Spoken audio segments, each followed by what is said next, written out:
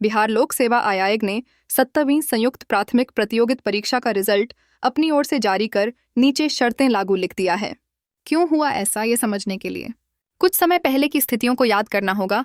कई तरह का विज्ञापन होता है जिसमें नीचे लिखा मिलता है शर्तें लागू। कुछ इसी तरह से बिहार लोक सेवा आयोग ने गुरुवार को 17वीं संयुक्त प्राथमिक प्रतियोगिता परीक्षा का परिणाम जारी किया है। आगे बढ़ने के पहले शर्तों को ध्यान से पढ़ें।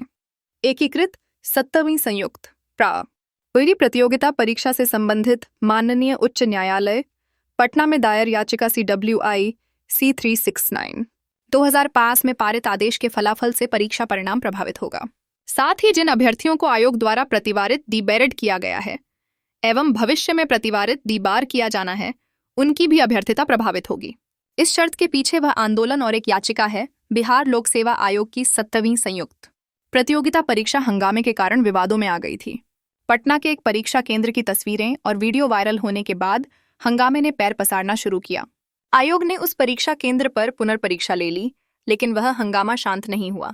BPSC अभ्यर्थियों ने परीक्षा केंद्र में देर से प्रश्न पत्र देने, परीक्षा कक्ष में प्रश्न पत्रों के कम ज्यादा होने, एक दूसरे रूप में खुले में ले जाए जाने, परीक्षा के दौरान उत्तर पुस्तिका छीन झपट जैसे मुद्दों को जोड़ते हुए पेपर लीक तक का आरोप लगाया था।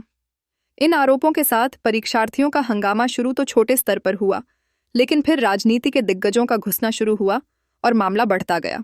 पहले विपक्ष के नेता तेजस्वी यादव घुसे, फिर निर्दलीय सांसद राजेश रंजन उर्फ पप्पू यादव। उसके बाद कमान संभाल ली जनसुराज पार्टी के सूत्रधार प्रशांत किशोर ने। इस क्रम में 2 बार पुलिस से आंदोलनकारियों की झड़प भी हुई, कई कोचिंग संचालकों पर प्राथमिकी भी। अब तो लोकसभा में विपक्ष के नेता राहुल गांधी भी पटना आने पर BPSC आंदोलनकारियों के साथ खड़े होकर गए हैं। इन नेताओं में प्रशांत किशोर ने 2 बड़े काम किए। एक तो उन्होंने लंबी भूख हड़ताल की और दूसरी की हाईकोर्ट में परीक्षार्थियों से एक याचिका दायर करवा दी। BPSC ने जो शर्तें लिखी हैं उसके पीछे यही याचिका वजह है। याचिकाकर्ता की अपील पर कोई अंतरिम राहत नहीं दी जाएगी, लेकिन आयोग अगर रिजल्ट जारी करता है तो वह औपबंधिक होगा। यही परिणाम आज आया है, लेकिन यह पूरी तरह से हाईकोर्ट के फैसले पर निर्भर करेगा। अगर याचिकाकर्ताओं की दलील खारिज हो जाती है तो BPSC की ओर से गुरुवार को जारी परिणाम लागू रह जाएगा और हाईकोर्ट का नजरिया भी आंदोलनकारियों की अपील के साथ गया तो यह परिणाम रद्द हो जाएगा।